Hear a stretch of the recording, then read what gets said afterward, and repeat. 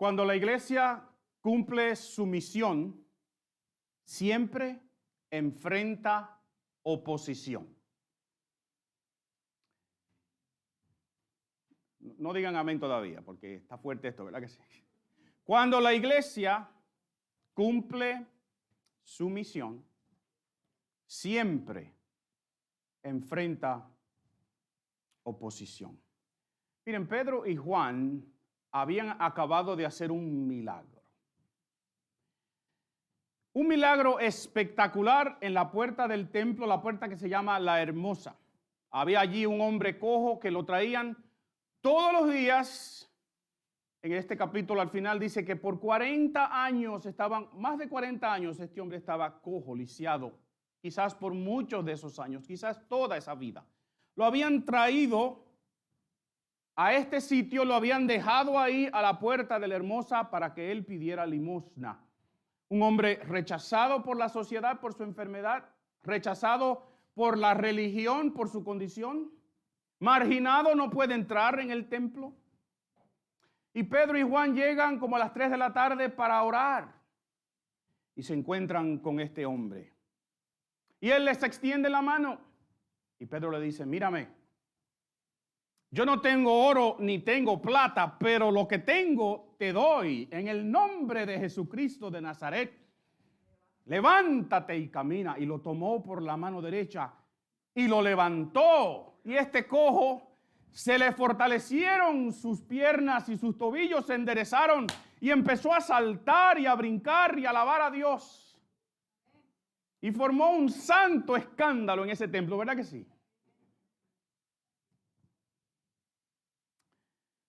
Y entonces la gente que está mirando se queda asombrada y cómo no.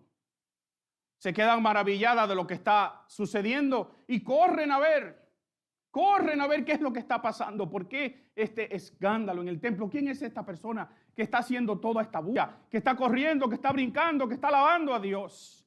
Y se reúne un grupetón de gente en el pórtico de Salomón, que es una área afuera, en el patio del templo, en los atrios del templo.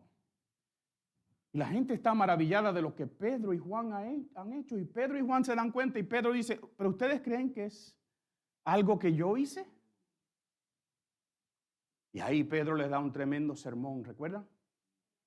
Es en el nombre de Jesús que este hombre ha sido sanado. Y Pedro aprovecha esa oportunidad y predica un sermón y les dice: arrepiéntanse y conviértanse y vendrán tiempos de refrigerio y este Mesías que vino, que ustedes mataron y crucificaron, va a regresar. Y esa es la esperanza nuestra, ¿verdad que sí? Como iglesia. Y Pedro habló no de él, mencionó al cojo porque era obvio, pero habló de quién, de Jesús, porque todo se trata de quién, de Jesús. Y usted se puede imaginar conmigo esa escena de alegría, de gozo, la gente viendo a este cojo corriendo para allí, para acá, saltar, alabar a Dios. Yo estoy seguro que todos los que estaban en el templo ese día dijeron: ¿y qué es lo que está pasando? Vamos a ver. Y también le llamó la atención esto a las autoridades. Ellos también vieron a ver qué era lo que estaba pasando, porque eso no se hace en el templo. Interesante, ellos pueden tener mesas para cambiar dinero y vender gallinas y cosas y pollos para los sacrificios y las cosas, pero sanar. ¿Y qué sucedió? Piensen conmigo. Está Pedro hablando, un grupetón de gente y llegan los importantes. Vaya conmigo al libro de los Hechos y vamos a ver qué sucedió. Capítulo 4. Pero antes, quiero recordarles, cuando la iglesia cumple su misión, siempre enfrenta ¿qué? Oposición. El libro de los Hechos, capítulo 4, yo voy a proyectar los versos en su pantalla para que usted lo vea. Miren lo que dice: mientras Pedro y Juan le hablaban a la gente, se vieron enfrentados por los sacerdotes, el capitán de la guardia del templo y algunos de los saduceos. Estos líderes estaban sumamente molestos porque Pedro y Juan enseñaban a la gente que hay resurrección de los muertos por medio de Jesús. Los arrestaron y como ya era de noche, los metieron en la cárcel hasta la mañana siguiente. Pero muchos de los que habían oído el mensaje lo creyeron. Así que el número de hombres creyentes ascendió a un total aproximadamente de 5,000 personas. Al día siguiente, el concilio, integrado por todos los gobernantes, ancianos y maestros de la ley religiosa, se reunió en Jerusalén. El sumo sacerdote Anás estaba presente, junto con Caifás, Juan, Alejandro y otros parientes del sumo sacerdote. Versículo 7 dice: hicieron entrar a los 2 discípulos y le preguntaron: ¿con qué poder o en nombre de quién han hecho esto? Entonces Pedro, lleno del Espíritu Santo, les dijo: gobernantes y ancianos de nuestro pueblo, ¿nos interrogan por haber hecho una buena obra a un lisiado? ¿Quieren saber cómo fue sanado? Déjenme decirles claramente, tanto a ustedes como a todo el pueblo de Israel, que fue sanado por el poderoso nombre de Jesucristo de Nazaret, el hombre a quien ustedes crucificaron, pero a quien Dios levantó de los muertos. Pues es Jesús a quien se refieren las Escrituras cuando dicen: la piedra que ustedes, los constructores, rechazaron, ahora se ha convertido en la piedra principal. En ningún otro hay salvación. Diga conmigo: en ningún otro. Dios no ha dado ningún otro nombre bajo el cielo mediante el cual podamos ser salvos. Los miembros del concilio quedaron asombrados cuando vieron el valor de Pedro y de Juan, porque veían que eran hombres comunes, sin ninguna preparación especial en las Escrituras. Y también los identificaron como hombres que habían estado con Jesús. Sin embargo, dado que podían ver allí de pie, frente a ellos o entre ellos, al hombre que había sido sanado, no hubo nada que el concilio pudiera decir. Así que les ordenaron a Pedro y a Juan que salieran de la sala del concilio y consultaron entre ellos. ¿Qué debemos hacer con estos hombres?, se preguntaban unos a otros. No podemos negar que han hecho una señal milagrosa y todos en Jerusalén lo saben. Así que, para evitar que sigan divulgando su propaganda aún más, tenemos que advertirles que no vuelvan a hablar con nadie en el nombre de Jesús. Entonces llamaron nuevamente a los apóstoles y les ordenaron que nunca más hablaran ni enseñaran en el nombre de Jesús. Pero Pedro y Juan respondieron: ¿acaso piensan que Dios quiere que les obedezcamos a ustedes en lugar de Él? Nosotros no podemos dejar de hablar acerca de todo lo que hemos visto y oído. Entonces el concilio los amenazó aún más, pero finalmente los dejaron ir porque no sabían cómo castigarlos sin desatar un disturbio. Pues todos alababan a Dios por esta señal milagrosa, la sanidad de un hombre que había estado lisiado por más de 40 años. Parece absurdo, ¿no les parece absurdo a ustedes? Que esta gente esté sumamente molesta porque un hombre que tiene 40 años lisiado haya sido sanado. El milagro los incomodó, aparentemente. Estaban sumamente molestos, dice esta versión, la Reina Valera dice resentidos. Y uno se da cuenta leyendo este pasaje que es claro, es obvio para mí, que a ellos no le importa mucho el cojo, ¿verdad que no? No les importó antes y no les importaba mucho ahora. El problema no era el cojo. El problema no era Pedro y Juan tampoco. ¿Cuál era el problema? ¿Por qué la oposición?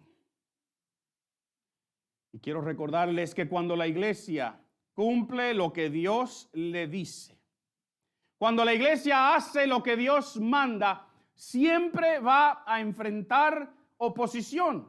¿Y qué es? ¿Qué es lo que hacemos? ¿Qué es lo que hace la iglesia? ¿Para qué existe la iglesia? Por eso nosotros decimos en esta iglesia que existimos para proclamar y modelar a Jesucristo en nuestra comunidad para que personas sean transformadas en discípulos saludables. Pero ¿cuál es el problema con eso? ¿Quién se puede oponer a eso? Pues yo quiero tratar de responder a estas preguntas. Y quiero que noten primero las características de esta oposición, porque hay algo aquí que es una lección para nosotros clara en el día de hoy. Miren, primero yo quiero que ustedes entiendan que la oposición es inmediata. Que cuando la iglesia hace lo que tiene que hacer, la oposición es inmediata. Y hago un paréntesis aquí para decirle que si nosotros como iglesia no sentimos oposición de nuestro enemigo, y oposición de la comunidad, y oposición de la gente en poder, algo anda mal. No con ellos, con nosotros. La oposición es inmediata y es de varios frentes. Miren, es inmediata. El pasaje dice que mientras Pedro y Juan están hablando, vienen esta gente encima de ellos, les caen encima, literalmente. ¿Y quiénes son esta gente que vinieron? Los sacerdotes, obviamente los sacerdotes que están ahí en el templo ese día, oficiando o haciendo su función. El capitán de la guardia, esto es una posición muy especial. No solamente era una persona responsable de la seguridad en el templo, pero era un sacerdote también.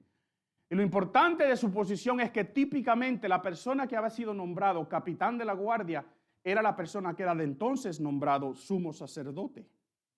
Así que ustedes pueden imaginarse este hombre, ¿verdad? Llegando ahí y diciendo, oye, esta gente me está serruchando el palo. Están causando un escándalo aquí en la iglesia, en el templo, y yo no quiero que nadie vea eso porque quizás yo soy el próximo en ser el importante. Están los saduceos, allí dice el pasaje en el capítulo 1, en el versículo 1. Los saduceos son una de las tres grandes órdenes de sacerdotes que hay. Estaban los fariseos, los saduceos y unos que se llamaban los esenios. Los esenios son pequeñitos, eran medio revolucionarios, no se les presta mucha atención. Los fariseos los conocemos como aquellas personas que eran los que estudiaban la ley, estaban dedicados a cumplir la ley, y para cumplirla habían hecho 632, bueno, encima de los 632 mandatos específicos que hay en la Biblia, ellos habían escrito una serie, habían desarrollado una serie de ordenanzas para poder cumplir con la ley. Si Dios había dicho, guardarás el sábado como un día de reposo, ellos te decían cómo es que tú tenías que hacer eso, cuántos pasos tú podías dar, si tú podías escribir o no escribir, si podías darle agua a tu burro o no. Estos grupos están enojados y arrestan a Pedro y a Juan. Y como ya es de noche o está atardeciendo, y ellos no pueden hacer un juicio de noche, aunque recuérdense a quién juzgaron de noche. A Jesús. Cuando a las autoridades les interesa violar sus propias leyes, las violan, ¿saben? Recuerden eso. Se los meten en la cárcel. Pedro y Juan, imagínense conmigo, Pedro y Juan han ido al templo a orar y terminan amenazados y terminan en la cárcel. Pedro y Juan han hecho un milagro que ha sanado a un hombre que está lisiado desde su nacimiento. Un milagro que causó gran alegría. Y Pedro y Juan terminan ese mismo día. ¿Dónde? En la cárcel. Una oposición inmediata. Y el versículo 4 es como un paréntesis en esta historia, porque Lucas dice, pero. Diga pero conmigo. Pero. Porque los peros de Dios son lindos, ¿saben? When God says but, you got to pay attention. Pero muchos creyeron. Y ese día se añadieron y se integraron a la iglesia como 2,000 personas más. Así que esta iglesia ya va en 5,000 miembros. Imagínense ustedes lo que eso significa. Nosotros tenemos problemas aquí tratando de bregar con 100 que estén aquí sentados y abajo. Imagínense tener 1,000, 5,000 personas. Así que la oposición es inmediata. La oposición viene de varios frentes, pero también la oposición no es en contra del milagro, sino en contra de ¿quién? De Jesús. El verso 2 nos dice que estos líderes estaban sumamente molestos porque Pedro y Juan enseñaban que hay resurrección de los muertos por medio de Jesús, porque Jesús ha resucitado. Entonces, ¿pero cuál es el problema con eso? Bueno, si eso es verdad, entonces esos líderes que están ahí fueron los que crucificaron al Mesías. Imagínense ustedes, la persona que el pueblo de Israel más espera por cientos y cientos de años, esperando el Mesías, y ahora te dicen, fuiste tú que lo mataste. Tú estás equivocado. Y los saduceos no creen en la resurrección. Así que si Jesús resucitó, entonces toda su creencia, todo lo que los define a ellos religiosamente hablando, su interpretación bíblica se viene abajo también. Pero hay una tercera razón y es crítica, y yo quiero que ustedes me presten atención. Porque los saduceos era el grupo político, el grupo religioso con poder político. Ellos eran típicamente gente de dinero. Y en aquel tiempo tener dinero es tener tierras. Así que eran terratenientes, ¿verdad? Al ser gente de dinero, ellos querían poder hacer sus negocios. Por tanto, ellos tenían que estar en buena gracia ¿con quién? Con el Imperio Romano, porque esta nación en este momento es esclava del Imperio Romano. Así que ellos se preocupaban por hacer las cosas que al Imperio Romano les gustara. Así que si se aparecen dos hombres diciendo que Jesús es el Mesías, recuérdense que para el pueblo de Israel el Mesías es un libertador. El Mesías es uno que va a restablecer el reino de Israel. Así que si llegan dos galileos diciendo, dos revolucionarios diciendo que Dios ha mandado al Mesías, ¿qué le va a pasar al Imperio Romano? Va a haber guerra, van a haber problemas, el Imperio Romano tiene que caer, y si cae el Imperio Romano, ¿qué les pasa a los saduceos? Pues ellos pierden lo que más les conviene, ¿verdad? Ellos pierden su prestigio, pierden su poder, pierden su capacidad y su habilidad de ganar dinero. Los fariseos odian a los saduceos porque tienen diferencias de interpretación y porque los fariseos creen que los saduceos son traidores.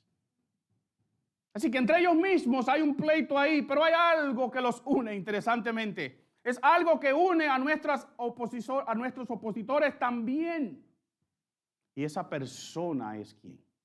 Es Jesús. El problema no era el milagro.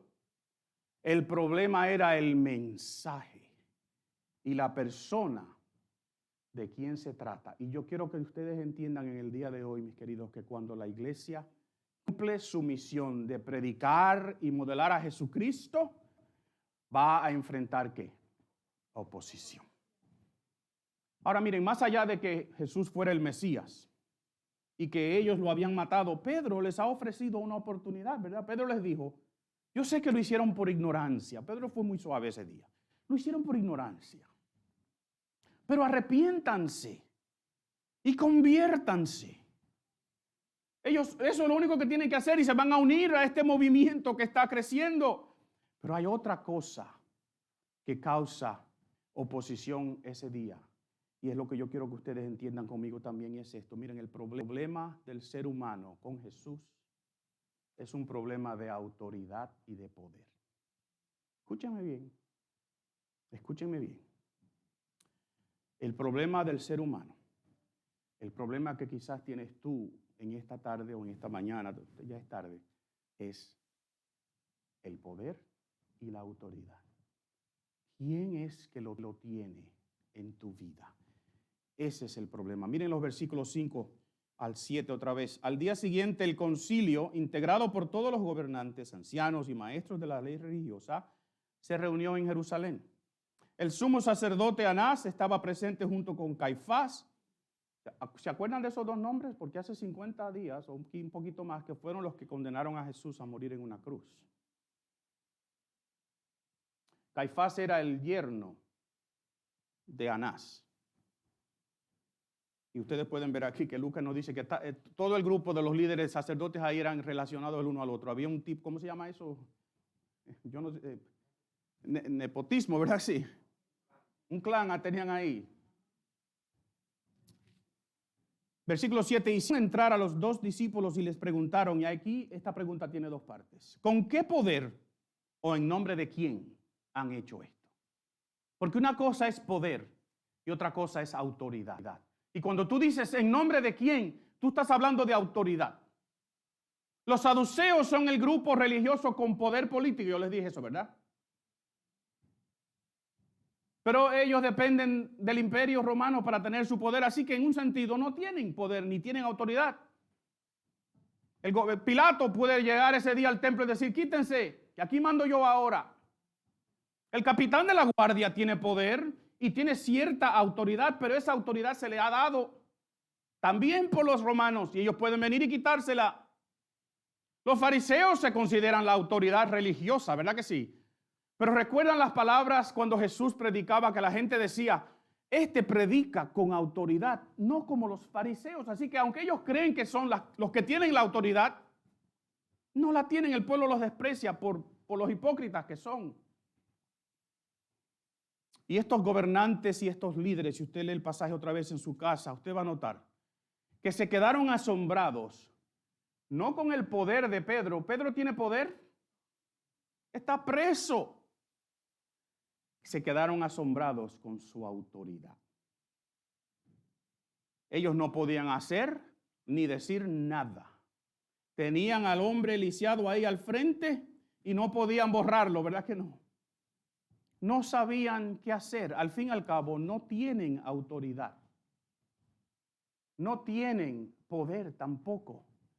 Y recuerdo las palabras de Jesús cuando Él les dijo a sus discípulos, así que no se preocupen de antemano por cómo contestarán a los cargos en su contra, porque yo les daré las palabras apropiadas y tal sabiduría que ninguno de sus adversarios podrá responderles o refutarles. Eso es autoridad, hermanos. La autoridad divina que viene de Dios. Pedro y Juan son dos analfabetos, literalmente la palabra ahí es analfabetos. No tienen ninguna preparación que ellos conozcan. Son de la despreciada región de Galilea. No tienen ningún poder humano, son dos hombres, no tienen ejército con ellos. Y están aquí, miren, frente a la crema, a la nata del liderazgo religioso de su día. El que pretende tener poder y autoridad, pero no tiene ninguno de los dos. Mis queridos, la iglesia tiene poder porque el Espíritu Santo se lo ha dado. Pero el poder que da el Espíritu Santo es para que la iglesia sea testigo de Jesucristo, no para dar órdenes, sino para proclamar el glorioso mensaje del Evangelio. Y la iglesia también tiene la autoridad.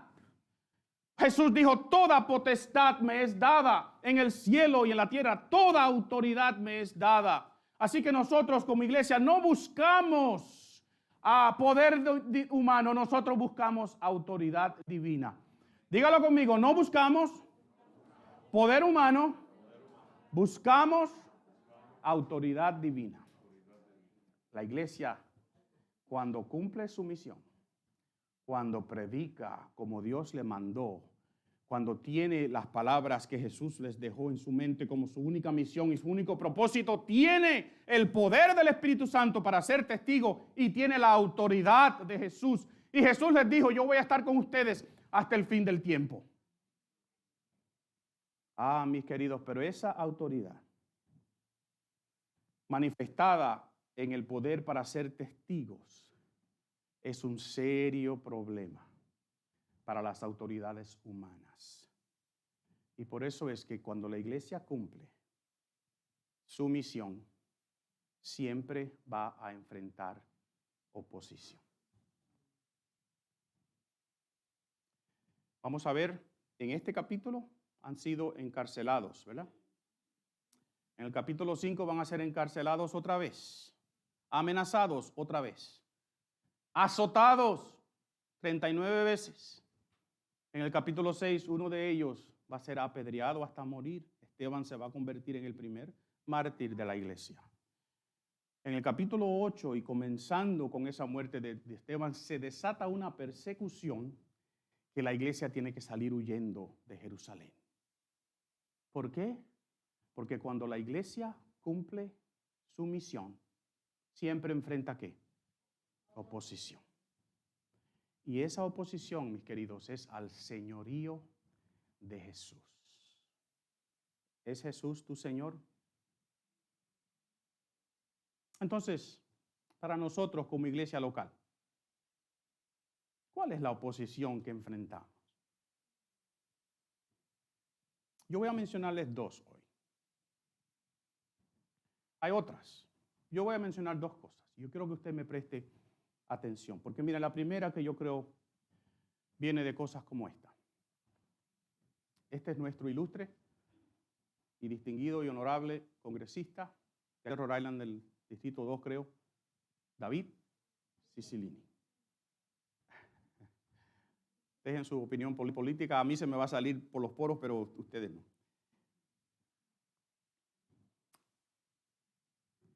Él y otro congresista de Maryland han propuesto un proyecto de ley que se llama The Equality Act.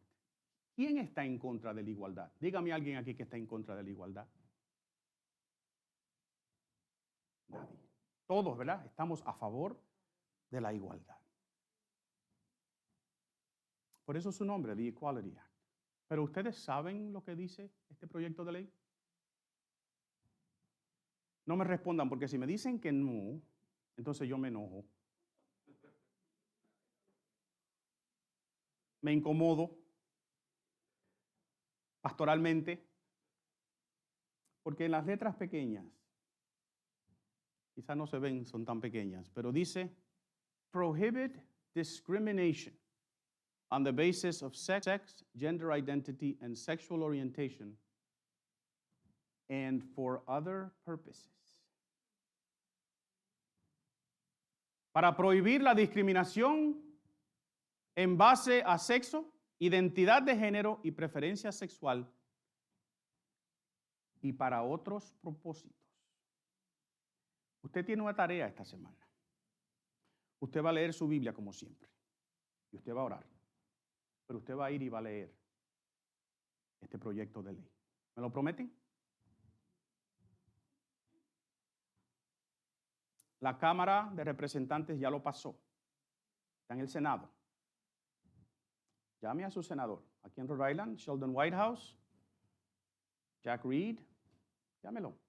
Y dígale, yo quiero que tú no votes a favor de eso. A ver qué te dice. ¿Por qué esto es oposición, hermanos? ¿Por qué? Mire, yo creo que usted está de acuerdo conmigo, tristemente, en mi opinión, que nuestro país, nuestra sociedad, nuestra cultura, quizás el mundo entero ya ha aceptado la idea, y yo diría que es una ideología, de la identidad de género. Y esta establece que el género es un concepto fluido y que últimamente es definido por la manera en la cual una persona se siente y no por algo biológico. Y este proyecto propone eliminar toda discriminación en contra de personas a causa de la manera en la cual ellas se identifican, sean miembros de la comunidad LGTBQ+, u otra definición, porque hay muchas. Cisgénero, no binario, intersex, fluido o no identificado, y yo pudiera seguir. Y para eliminar la discriminación, este acto propone una nueva definición de la palabra sexo. Ahora sexo es sexo, identidad de género y preferencia sexual. Y propone cambiar esta definición enmendando el histórico proyecto de ley del 1964, the Civil Rights Act.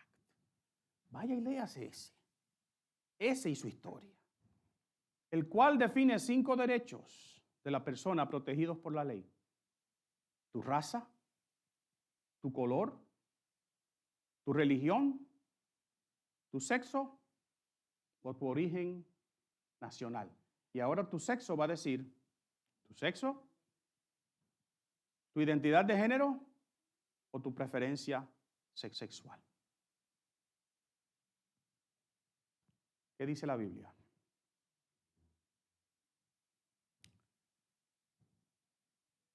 En el principio creó Dios los cielos y la tierra. Y creó Dios al ser humano, varón y hembra los creó. Así que miren, este proyecto se puede llamar The Equality Act, pero este proyecto intenta en contra de la misma autoridad de Dios como creador. Cántelo como es, hermano. Dígalo como verdaderamente es. Es como los saduceos, definiendo su religión basado en lo que les conviene económicamente. Pero miren, este proyecto de ley va más allá todavía. Esos otros propósitos que están ahí. ¿Están conmigo? Porque este proyecto dice, casi en su última página, que hay un proyecto de ley anterior que se pasó en el 1993 que se llama The Freedom Restoration Act. ¿Usted sabe lo que dice el Freedom Restoration Act? Obviamente que no. Se lo digo porque yo también tuve que ir a buscarlo. Así que ustedes tienen una tarea esta semana. Porque la iglesia no existe en un vacío, mis queridos. La iglesia existe en una cultura. La iglesia existe en un tiempo. En el libro de Romanos se me dice que tengo que someterme a las autoridades porque Dios las ha puesto ahí. Así que en un momento dado, nosotros como iglesia tenemos que enfrentar esto. No crea que ser cristiano es venir a la iglesia. No crea que ser cristiano es solamente cantar aquí como hemos hecho en el día de hoy. Vivimos en un contexto histórico, vivimos en un momento dado igual que Pedro y Juan vivían en un momento dado, donde los saduceos y los fariseos y el capitán de la guardia y el concilio creían que tenían poder y autoridad, pero no se daban cuenta que el único que tiene verdadero poder y verdadera autoridad es Jesús, porque Él es el Señor de señores, Él es el Rey de reyes. Los demonios huyen cuando Jesús habla. Entonces, este proyecto de ley dice que ese Freedom of Restoration Act no se puede usar como una defensa en contra del Equality Act. ¿Y ustedes saben lo que dice el Freedom Restoration Act?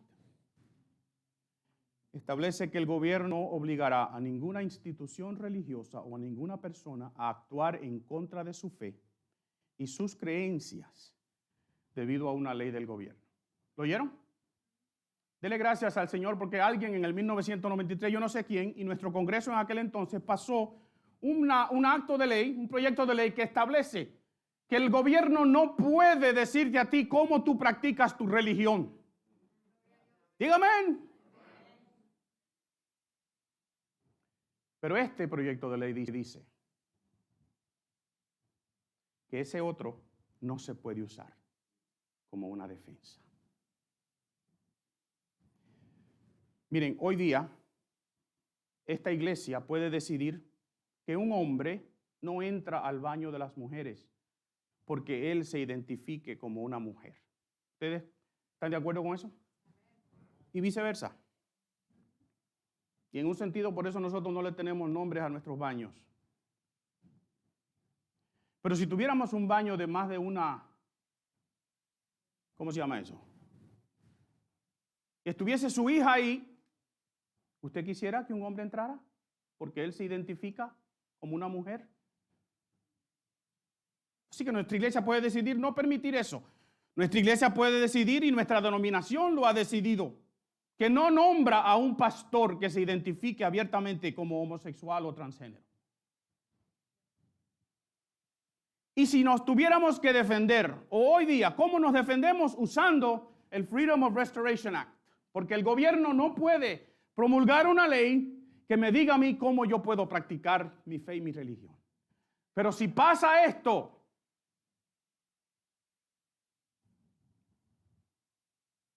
entonces aquí puede aparecerse alguien y decir: lo que usted está predicando, pastor, está en contra de la ley. Estamos sumamente molestos de que usted diga lo que usted está diciendo, y por tanto, venga con nosotros. Y yo espero que todos ustedes en ese momento, ¿qué van a hacer?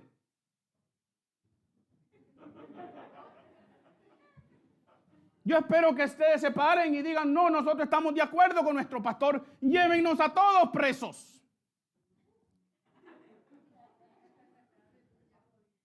Esta oposición viene de afuera y viene.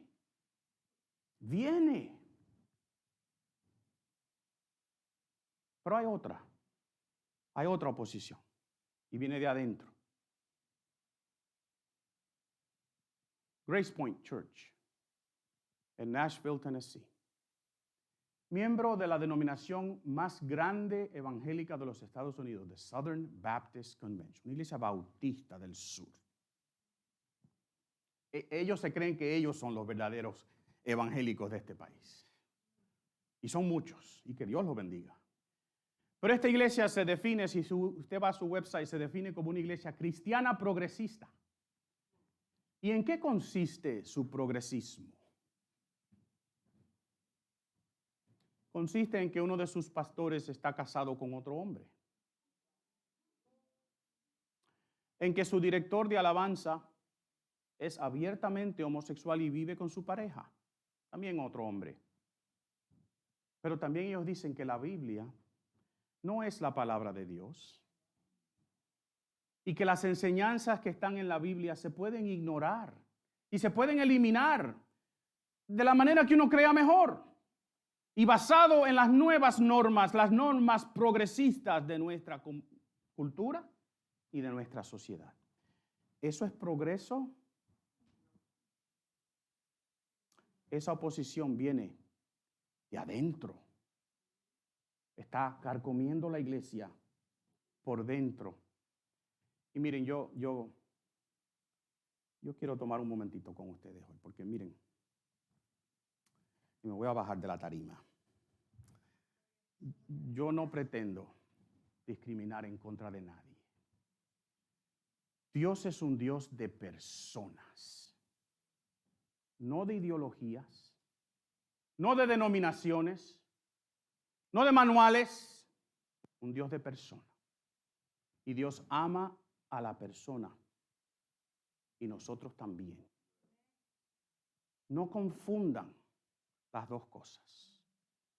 Estamos en contra del pecado de la misma manera que estamos en contra de un adúltero, de un ladrón, de uno que hace trampas en sus taxes.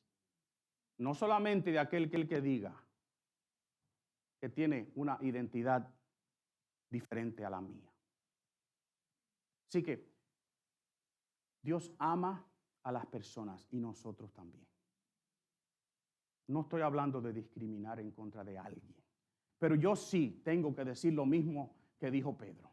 Así que, ¿ustedes creen que nosotros vamos a obedecerlos a ustedes antes de obedecer a Dios? No, nosotros no vamos a hacer eso. Nosotros tenemos que obedecer primero a Dios, porque no podemos dejar de hablar acerca de todo lo que hemos visto y de todo lo que hemos oído. Y cuando hacemos eso, cuando la iglesia cumple su misión, la cual es precisamente eso que hizo Pedro ese día, va a enfrentar oposición.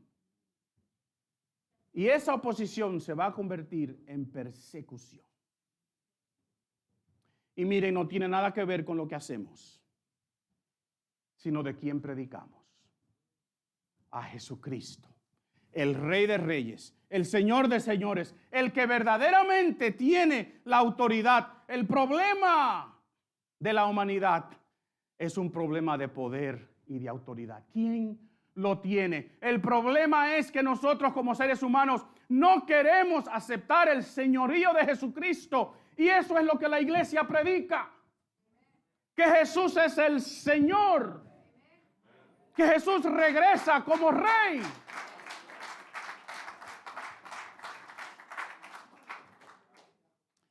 Y eso choca. Y yo quiero ser bien cuidadoso. Bien cuidadoso. Porque quizás estamos viviendo algunos esto. Y no despreciamos a nadie aquí. Estén seguros, mis queridos, que aquí no discriminamos en contra de ninguna persona. Pero sí le llamamos al pecado, pecado.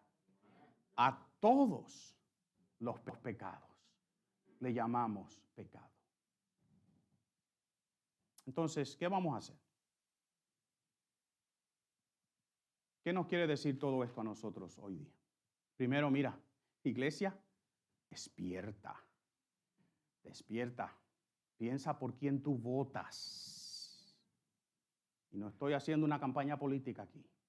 Considera lo que estas personas representan. Demanda, exige que por tu voto ellos te digan en qué plataforma se han montado. De la misma manera que yo espero que ustedes me pregunten a mí en qué plataforma estás montada tú, pastor. Porque si yo no predico la palabra de Dios, ustedes deben llamar a mi superintendente y decirle, Eliad, el pastor está mal. Demanden de sus líderes que le digan por qué se ponen de pie, qué es lo que los mueve, qué es lo que los motiva. Despierta, iglesia.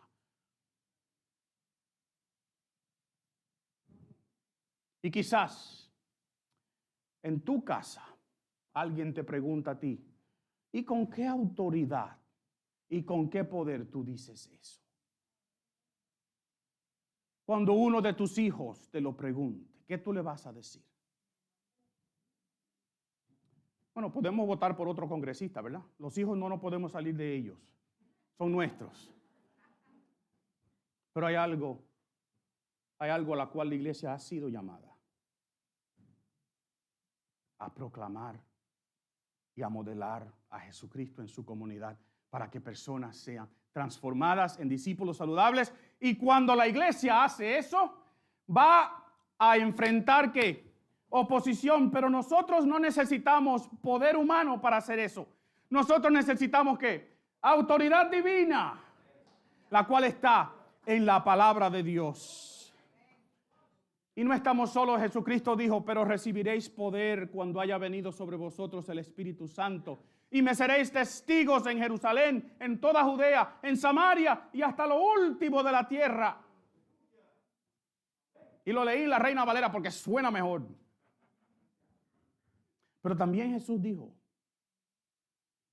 se me ha dado toda autoridad en el cielo y en la tierra. Por tanto, vayan y hagan discípulos de todas las naciones, bautizándolos en el nombre del Padre y del Hijo y del Espíritu Santo. Enseñen a estos nuevos creyentes, estos nuevos discípulos, a obedecer todas las cosas que yo les he mandado.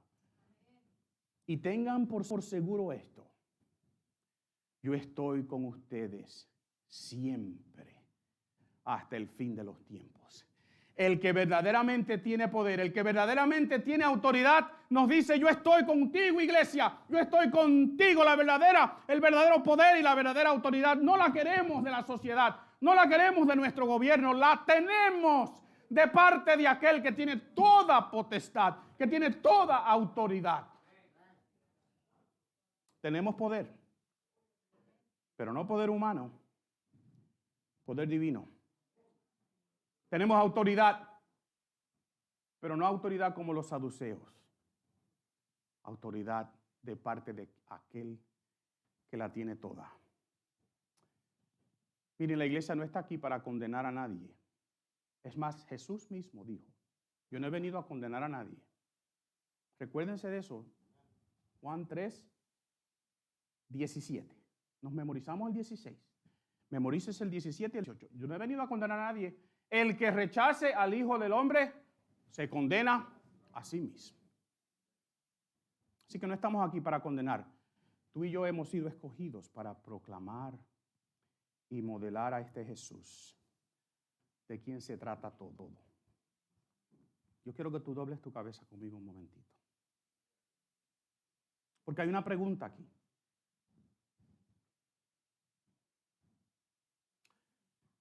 ¿Tienes tú, tengo yo, el mismo problema que tenían los saduceos, los fariseos, el capitán de la guardia, el concilio?